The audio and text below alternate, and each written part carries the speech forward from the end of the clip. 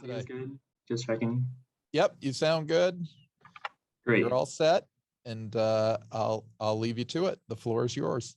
Okay, so just kind of a short introduction about me. I'm Jiaju.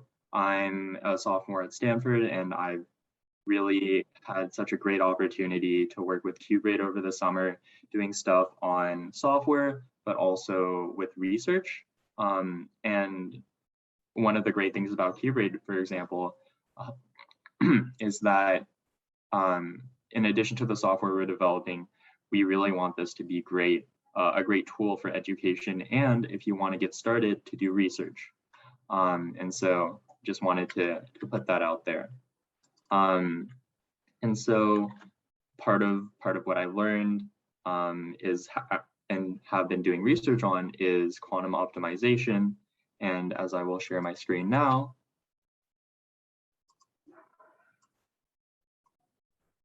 I wanted to give kind of a talk on optimization problems with quantum computers. So this is kind of going through why should you be looking at optimization problems right now? What's being done classically? What quantum computers could provide as a speed up, and what's actually just being done in terms of use cases. Okay, so I want you to imagine you're kind of an engineer at some company, and you're working on some kind of big problem. And so thinking about all these problems, say it's in software, maybe you're working at a firm and you want to kind of design some algorithm that helps you deal with the stock market and make trades. And I want you to ask yourself, specific to kind of what you're interested in terms of these engineering problems, what % of the problems that you face do you think can be phrased as optimization problems? So just spend a little bit of time and think about that first. And so now that you've got a little bit of an idea in your head, I would say that almost all of the problems, at least almost all of the technical problems, have to do with some kind of optimization, right? So your general paradigm for problems that you'll face, you want to solve a problem as accurately as possible in the least amount of time as possible and using as few resources as possible. So just an example, if you're a machine learning researcher, you want a model that performs as well as possible, measured by whatever metric you choose, that trains as fast as possible, and that ideally doesn't require like an entire room of computers for you to train it. So these are just some of the ways of thinking about problems going into this talk. And so now let's talk about some common optimization problems that are of interest and that currently are being solved classically. So we have constrained least squares. This is basically a lot of the times you'll come up with some least squares problem. This means we have a vector here, x. We transform it by a matrix A, and we want to minimize the distance from B. We want to make sure that our input x, after being transformed by A, is as close as possible to B. This is a very common problem. Maybe you have your input is to like a physical system, and you want to kind of make your desired output as close to some kind of goal as possible. And a lot of people can solve ax minus b. They can minimize that norm. But I would definitely guess that the number of people who can solve this when you're constrained, so that say the elements of x can't be greater than something, can't be less than something, plummets. Even though this is still somewhat of an easy problem. And especially in the real world, if your x's correspond to something, some parameters in hardware, of course they're going to be bounded. You can't have like infinite of anything. Another important problem is with robust optimization. And so this is another very important problem. Basically, whenever you're working with things in the real world, you'll be handling uncertainty. And this is often Oh, just one question going back. Someone asked, what does the 2 in the subscript mean? So basically, these vertical bars mean norm. So you'll take like some kind of norm. And the 2 in the subscript just means that you're taking the Euclidean norm. It's also called the 2 norm. If in the subscript you add a 1, that would be a different norm. There are a bunch of different ways you can do this. And then back to robust optimization. This is basically, so often you're going to be working with noisy data, right? Because getting high quality data is really hard and it's really expensive. There might just be hidden information because you can't observe the entire, say you're like observing a population of some kind of animal. I would guess that you're not tracking every single individual species. So there's a lot of uncertainty. And another application of robust optimization is, say, you're manufacturing some product. All of the things that go into it might vary a little bit because your measurements aren't perfect, and you want to maximize kind of the probability that your product will be acceptable. And so these are just some considerations to go over. Yeah. And so next we have portfolio optimization. This is quite a big one in finance. You're looking at the stock market. You want to know which assets, which stocks to invest in. But the important thing is that not only do you want to maximize your returns, but you also want to make sure that in the chance that you're unlucky and things don't go your way, you're not losing too much money. And so portfolio optimization is just one of these optimization problems. You want to get the best returns for the lowest risk. And so this is just another problem that people have to deal with. And then finally, there's this problem called the traveling salesman problem.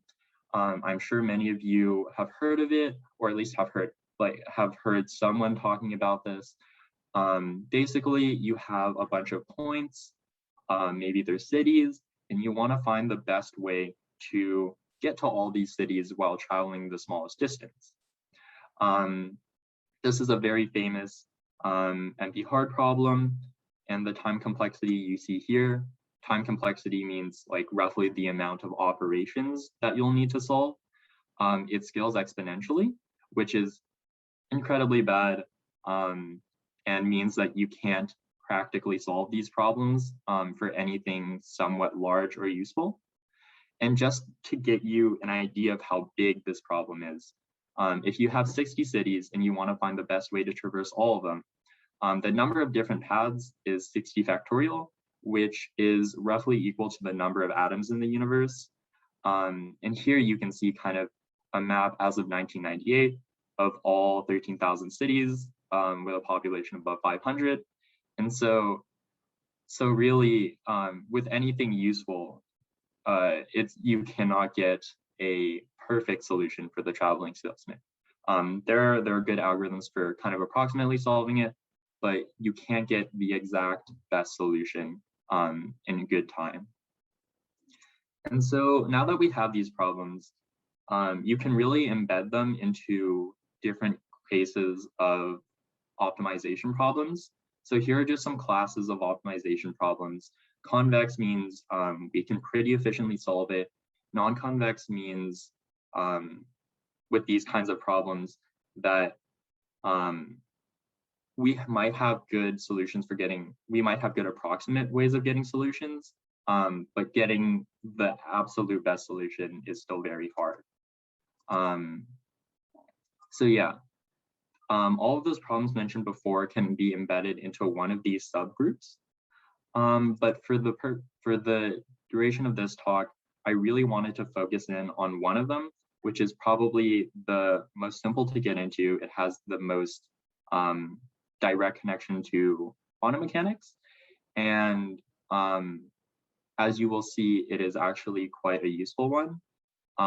They're called quadratic programs, and sometimes you'll have to modify them so they're not technically quadratic programs, but the idea is that you'll have some kind of quadratic function that you want to minimize.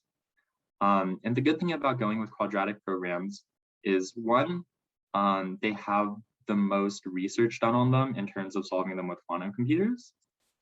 And you can get somewhat of an embedding between a lot of different problems into quadratic programs. Some of these aren't very precise in the sense that like solving this quadratic program will not give you the best solution.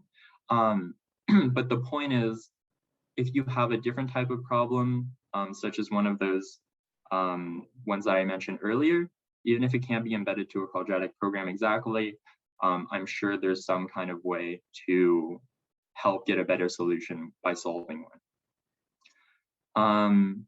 And so just a small kind of disclaimer before going into some of the details here. Quantum computing, kind of quantifying the advantage that it gives, that's still an open problem. There's a lot of research being done on theory. There's a lot of benchmarking that's being done, just running it on current quantum computers. So the algorithms that I'm going to present on, which are called variational algorithms, they may be faster, and there are definitely algorithms that have theoretically been proven to be faster. But one of the really big bottlenecks is, of course, that current quantum computers are really quite noisy and can't compute on problems that are big enough to really be useful. Well, in most cases. And so I'm just going to provide some resources at the end in case anyone wants to think about this further. Okay, so I wanted to kind of talk about a bit of the connection to physics and how this quantum optimization works, but without too much in-depth knowledge, without needing too much in-depth knowledge. So here you can see the Schrodinger equation. It's a very famous equation from quantum mechanics. Basically, it tells you that if you have a function that corresponds to like, say a particle or like very physical a state, and you apply some kind of operator called h, you'll get that function times the energy. And this operator h is called the Hamiltonian. It basically, in physics, tells us how a system will evolve. And so all you really need to know for optimization problems is that we have some kind of state. We could make it somehow correspond to a solution in our system, apply this operator called h, and if we set our operator, our Hamiltonian, in a special way, we can actually like evaluate this, evaluate our initial problem, our original problem, and get some kind of output that tells us how well or how poorly we're doing. And in practice, we actually do something like this, which I'll go over on the next slide. But the point is to see that if this is our state here on the right and our left, it kind of looks quadratic if you've worked with matrix multiplication and optimization before. So the way we use this is we use what's called a quadratic unconstrained binary optimization problem. So as its definition, one of these, also known as a QBO, is basically an optimization problem. Here's your fixed term, here's your linear term, here's your quadratic term. And the entire point is that you want to minimize this you want to find the x that minimizes this, but the catch is that x can only contain zeros or ones. And through this embedding, it's a little bit complicated if you haven't really worked with a lot of matrices before, but otherwise it's somewhat straightforward. You can transform from your Hamiltonian, which can be thought of as a matrix, to these parameters in your optimization problem. You can transform back and forth. And the important thing to get from this is that once you have an actual binary optimization problem, there is a way such that you can construct a Hamiltonian which reflects this problem. And that's really important for getting it onto a quantum computer. So now that we have some kind of Hamiltonian, we want to do what's called finding the ground state, which is finding the lowest energy. The reason we want to do this is because, going back to this slide, for this, for example, you would want to find the x that minimizes this function. If you can make an h or a Hamiltonian that corresponds to this function, minimizing that Hamiltonian corresponds to finding the best solution for your optimization problem. So basically, you'll want to find the state that gives you the lowest energy. One way of doing this is using what's called a variational quantum eigensolver. You'll have to do something called state preparation, which basically takes in a bunch of classical parameters and outputs a state, because you need some way of getting an input state. Then you'll evaluate, which is basically evaluating your cost function, which looks like this. And then you need to use a classical optimizer to kind of see how well you're doing, and then perform somewhat of a gradient descent to get to your best solution. And this is just kind of a diagram of how the VQE works. Basically, you input a state into this quantum circuit. You input a state, and then you kind of evaluate it with your Hamiltonian. You read out a bunch of measurements, and then from a classical computer, it'll compute basically a gradient descent to try and make your next state as close to your result as possible.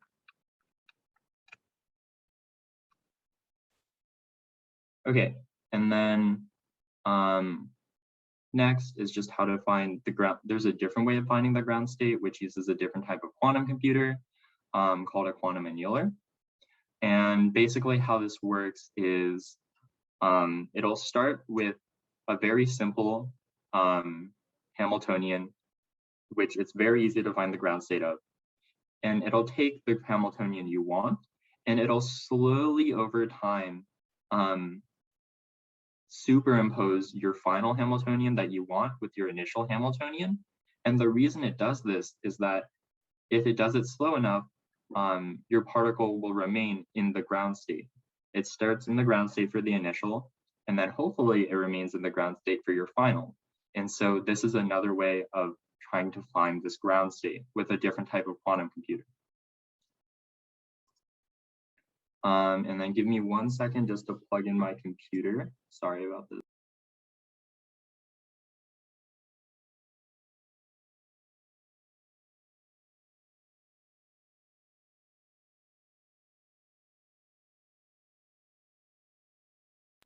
Okay, so now I kind of just want to go quickly through in practice how you're going to do this. And this is kind of just the last part of this talk. So this is with portfolio optimization. What we want to do is we have some kind of risk and we have some kind of returns. This cost function basically tells us this is the risk term. So looking at minimizing, we want to minimize the risk term and minimize also the negative of the returns, which is basically maximizing the returns if you minimize the negative. And so X tells us for each asset, what are we going to invest in? Are we going to invest in it, which is a 1, or not, which is a 0? And then we have to do this subject to the sum of all the assets we invest in has to be equal to some kind of budget. And to build up some kind of intuition for this, you can see that since the risk matrix is n by n, this is kind of a quadratic part. And then the returns, that's just a vector. So this inner product is the total amount of money you'll be making. You want to minimize your risk, maximize the amount of money that you are expected to make. And then this is a bit more on the advanced side, but we can also embed a constraint, because you might have noticed before with the QBO, an unconstrained binary optimization problem, there are no constraints. what we do basically is we take this constraint, we move it all to one side, and we square it. And what this does is when this constraint inside is not satisfied, then there's a positive term that we're squaring, and this makes the optimization, this makes the cost function go up. And so ideally, if we make this large enough, ideally what it's going to do is choose something that satisfies this, then there will be no extra term. And so the optimization problem will be correct. And so just for some code, here is mu, which is our returns, and we have sigma, which is our risk. And then these are just some budget and penalty stuff. The cool thing is that qBraid actually has a portfolio optimization toolbox or a portfolio optimization library, so that you don't have to do your own, you don't have to write all your code from the ground up. And so basically, it's this thing called portfolio, and get operator just gets your kind of Hamiltonian operator. It takes in mu, sigma, a trade-off term, budget, and penalty. And so we can run this. We can run this and get our qubit operator and offset. And then this is also stuff that is kind of more, you might need to be more familiar with qBraid to know about. But basically, we get our backend, which is the device we're going to run this on. We have a classical optimizer, which will optimize the parameters within our function. And we have what's called our onslots, which is how we build our state. And lastly, basically what this is, the quantum instance, is just kind of a wrapper for the backend. And so we can run this too. Nothing is outputted yet. But finally, what we can do is we built this BRICvt basically from our Hamiltonian, what's called our onslots, which builds the state, and then a classical optimizer. What we can do is run it, and there's this really nice handy function from qBraid where we can show our results. And so here we can see for each of the results, what is the score value and what's the probability that we get it. You can see in some of the top 4, we get some results that aren't as great. Say for this one, the lower the number, the better.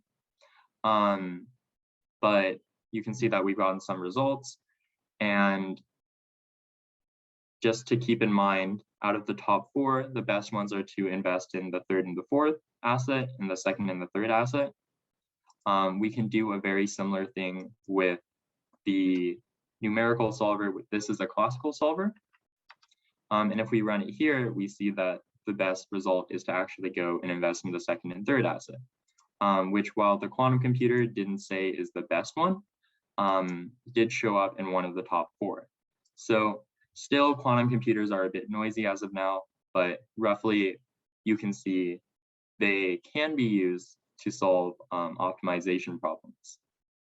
And then just as one last thing, as I mentioned before, I have kind of a tiny URL link if you want to look at resources in the future for optimization problems, for looking at benchmarking how well these optimizers do. And just if you want to do some further study or further research, here's kind of a URL with links to that. But yeah, so if anyone has any questions, I would definitely love to answer them. But other than that, that was kind of the entire scope of this talk.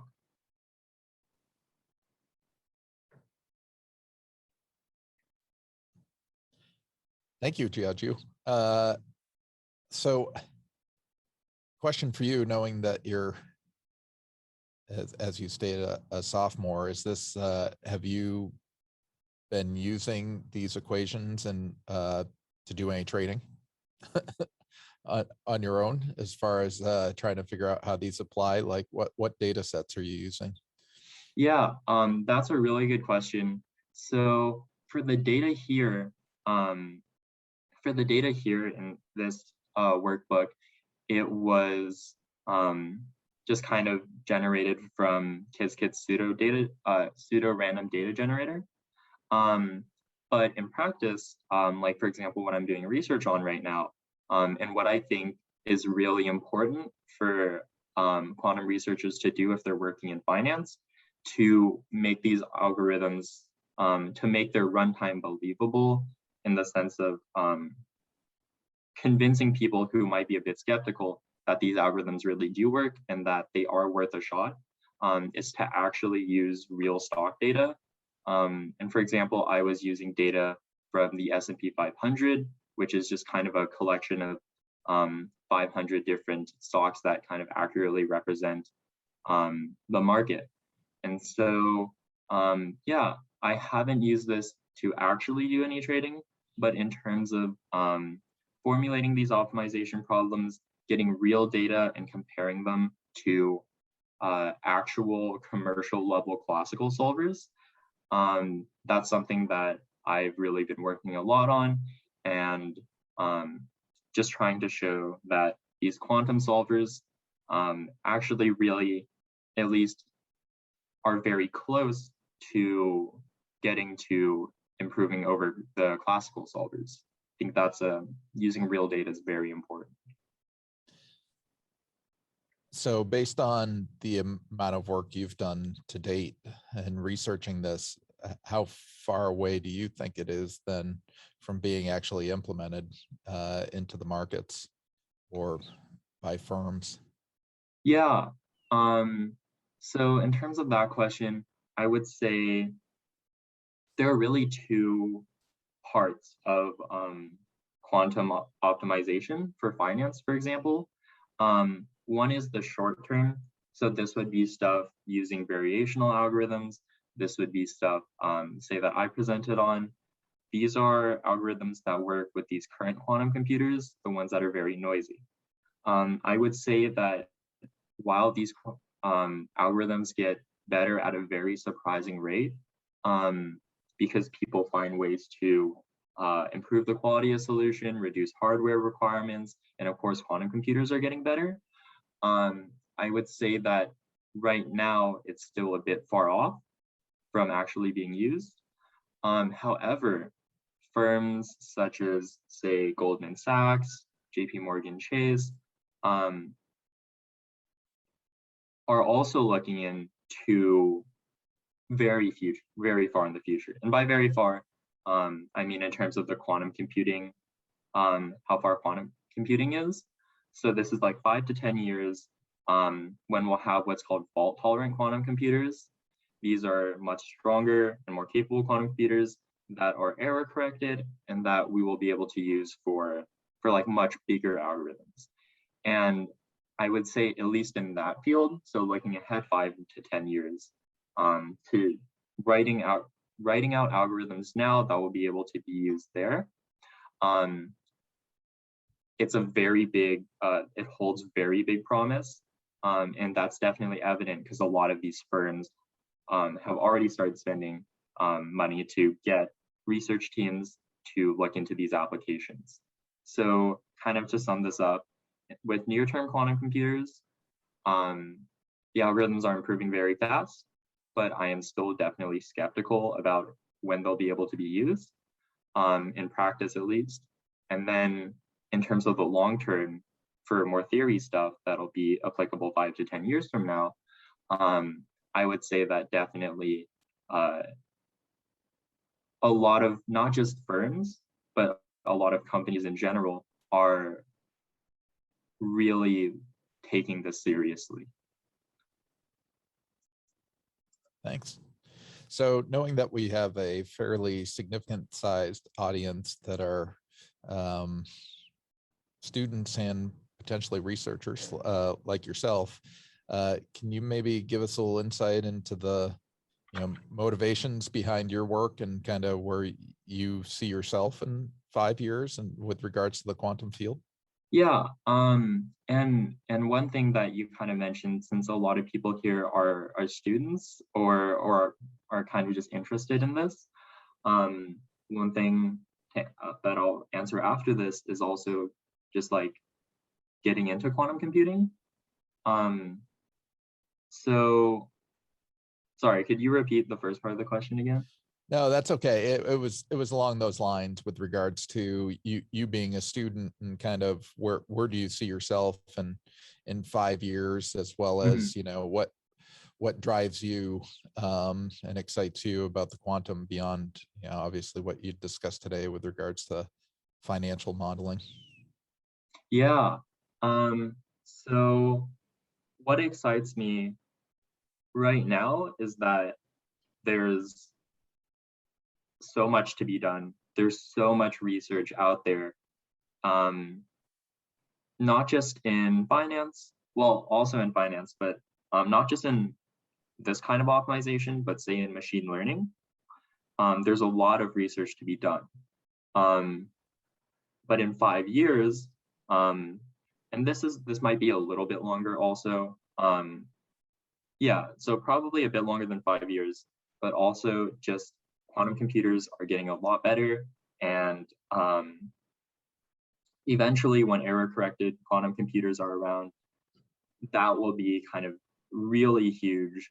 And I think by then, quantum computing, just in general, even though it's growing so fast right now, I think it'll grow so much faster once we have quantum computers that are bigger candidates to be solving like more general problems and being really competitive with classical computers. I think once these, in addition to hardware and people on the software side are doing their best to find algorithms that are more efficient with these hardware, that like don't have as large of a hardware requirement. I think that just that stuff, um, hardware and software both getting a lot better, is really exciting for if you want to actually end up applying your stuff and and just getting quantum computing so much more popular. And yeah, and then also in terms of like kind of getting into quantum computing, um, I think there's a lot of interest now. Um, for example, um, Stanford, we are hiring more faculty in terms of quantum computing. Like we had someone join this year who was doing quantum information. Um, and also a lot of schools have started to teach quantum computing. Um, some schools have been teaching this for a few years, but it's definitely a growing thing to teach quantum computing. And so, and of course, like for example, qBraid, they have their summer school every year. It's a 2-week thing where you kind of get it on board to quantum computing. So I think there are a lot of opportunities to first learn. And then also, as I said a bit before, after learning, in terms of the research side, there are a lot of open questions. A lot of software is open source if you want to contribute to that. So that combined with um, a lot of teaching and so many literature reviews on, say, the current state of machine learning and finance. Those are getting turned out, and you can read those to kind of see, as of right now, what are the most important questions, what is being done. And so there are just a lot of resources for if you want to learn quantum computing, um, for if you want to learn quantum computing and if you want to do research on quantum computing, um, the best ways to get in and actually do some work. Um, and then I guess, for example, with my experience, um, I had originally kind of gone into quantum machine learning, but with a class that I had taken called convex optimization, I found actually a really interesting problem just by kind of looking through first papers on quantum optimization, kind of digging in deep and looking into some of the more niche topics. And eventually I found one that was kind of still a bit open and one that I was really interested in. And so I think if you just look a bit past all of the stuff that is really popular, you can definitely find something that's challenging, but that is rewarding to do research on. Great, thanks. We do have a question that came in from the audience that we'll see if you can answer. How would one step into understanding QAOA from their present state of solving simple LP optimizations? What softwares, example, IBM Cplex, do I need to know, learn on the way to doing more research in quantum optimization? Okay, yeah, those are some really good questions. Okay, so basically, this person is asking, QAOA is called quantum approximate optimization algorithm. It's used to build the ansatz for BQE. And this person is asking how to step into understanding it from currently knowing how to solve simple linear programs, which is also just a type of optimization problem. So I would say that they're not very related in the sense of you don't have to know how to solve linear programs to understand QAOA. One very good resource that I kind of have listed in that tiny URL link is qBraid's quantum computation textbook. And that's really useful. They have a lot of code examples, and they really go through quantum computing from the ground up. I would say definitely go use that as a reference if you want to learn more about QAOA.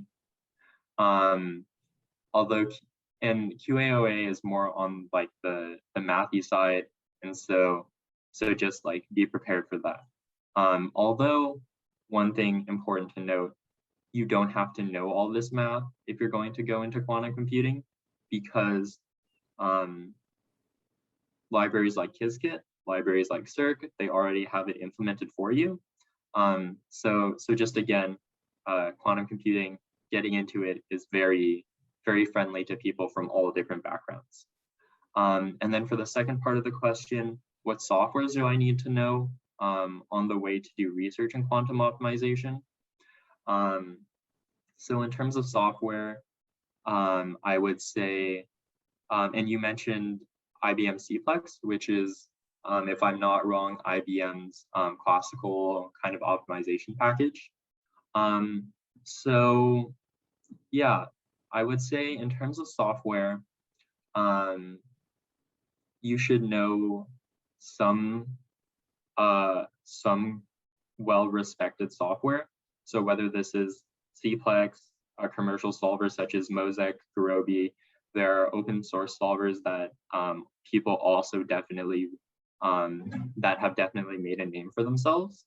And the reason that you should probably know at least one of these is just because with current quantum computers, a lot of the time we can't run the entire optimization algorithm just on one computer, because these computers are noisy and you can't really run an entire length. You can't really run an entire length computation on them without getting tons of different types of noise. And so a lot of these algorithms, you'll do some small quantum step, you'll do some small classical step, which will inform your quantum step, which will go back to your classical step. And so it's this kind of back and forth. So in addition to knowing quantum, you need to know something for classical. But I wouldn't say that you have to know like a very wide variety of optimization software. With the exception of just one thing, after you write your algorithm, you'll want to benchmark it, basically compare it to classical solvers. And so that's also an important thing. So when you're comparing your algorithm to classical solvers, I would definitely say you should at least know how to solve your type of problem with them, just because you'll need something to kind of benchmark with. Say you want to check the solution quality to make sure that it's good. You'll want to also be able to know at least a few other ones, just so that you have data that compares your quantum algorithm to classical ones. But in terms of just writing your algorithm, I would say anything that's kind of being used, that's made a name for itself. For example, like you mentioned, IBM Cplex, that's definitely good enough. And then someone else also asked that they said they're enthusiastic to learn quantum machine learning, but don't understand the tools for research and development resources. So I guess, could you elaborate a bit on that in terms of like what these tools you're talking about are? So are they like the code libraries that are out there? Are they like the textbooks that you might be reading from? I'm not totally sure.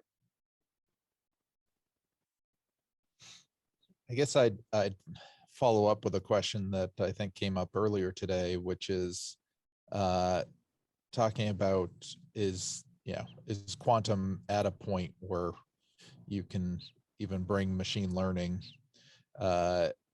into the equation, or does the discussion at this point?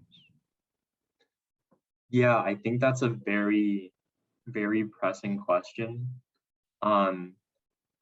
So partly because like machine learning is so useful today that everyone wants to know, can I throw this on a quantum computer? Can I solve questions with this quantum computer right now? Because machine learning is very application oriented. So while it's impractical to train any neural network, for example, quantum neural network that is of a useful size, there have been experiments in terms of quantum machine learning. If you can't run it on a quantum computer, and this is for research, this is for research more than industry, but if you have an algorithm, you can still run experiments. For example, you can use simulators. So that's the case if you really have an algorithm that you want to get results for. And then stepping even one step further back from application, just because right now quantum machine learning isn't really at a stage where we can apply it to solve problems. There is still a lot of research being done in it, especially because there's a lot of theory to iron out. For example, with quantum neural networks, we know that theoretically they can make use of like entangled states, and they have imaginary parts and stuff like that classical machine learning networks can't take advantage of. But one open question, which I think was actually, there was some pretty good progress made on it recently. But one question that's still relatively open is like, do these networks actually take advantage of the quantum part? Or will they always kind of just stay with the classical part? And the answer to that question, and now take this with a grain of salt because I'm not like an expert in neural networks and quantum neural networks. The answer to that was basically that these quantum neural networks definitely have the capacity to, and that I forgot what numerical experiment, but they showed good evidence that quantum neural networks are very promising. Great, thanks. Before we maybe wrap up this session, I'd like to ask you a question that really addresses, like I said, once again, the fact that we potentially have a lot of students viewing this. is, so you at the stage of your academic studies, what do you see with regards to quantum as kind of being your path forward? You've obviously been able to engage with this research, engage with a company that's engaged in quantum research and education. What just, and this is obviously personal and a bit ephemeral, but where do you see yourself going, or the opportunities for yourself with regards to just research and future commercial opportunities? Yeah, that's a really good question. So on my journey to figure this out, of course, so far what is in my head is that there are starting to be a lot more opportunities to do research. One example is that qBraid, we're planning to have this program that supports researchers if you want to do a research project, and I believe we'll be having like more official information on this later. But just in that line of thinking, there are starting to be a lot more opportunities to do quantum research. And so that's something that I'm personally planning to look into. And then also there's a pretty big shortage of like very qualified quantum applicants, just because quantum computing is still kind of a niche in the sense of you really need to know quantum mechanics for part of it, but also there are things where you require knowledge of chemistry or you require knowledge of machine learning. And so like you need all of these, you need a very particular skill set. So that's something that I'm currently working on building, and that I think there is a lot of opportunity for people to build on, and kind of insert themselves into the skill set.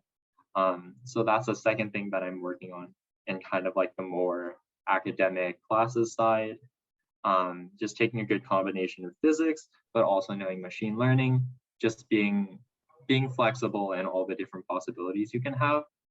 And then kind of the last thing in terms of where I see myself kind of heading in the future, I've been very lucky to work at qBraid. I would say everyone at qBraid has been super amazing and supportive. And so past that, I'm also planning to do more research in this field of quantum computing, kind of apply what I've done, and also explore. So to do research, but as I think is very important with quantum computing, to just be open to exploring different things. The field is developing very fast, so I really don't know what I'd be doing in say 3 to 5 years. Maybe the job that I end up doing hasn't even been created yet. I think there's a very high chance that's possible. And so in addition to just solid experience, solid classes, I think something very important is flexibility and just being open to working on these new problems as they come about. Because whatever's important 5 years from now in quantum computing, I would probably bet that a lot of those questions we just haven't come across yet. Great, thank you. We appreciate you giving that overview as well as your presentation, and look forward to watching how things progress as you. Yes, thank you. Thank you so much for inviting me to talk here. Okay, well, that wraps up this session. We're about to move into a break for those of you in the audience. We'll be returning back with our final 2 sessions of the day, one of which will be a panel. And then we'll have our keynote to wrap things up. So we have about 15 minutes, 3 o'clock Eastern time, that will start off the panel. And we will look forward to seeing you all in a little bit. We'll keep the room open and see you back in 15.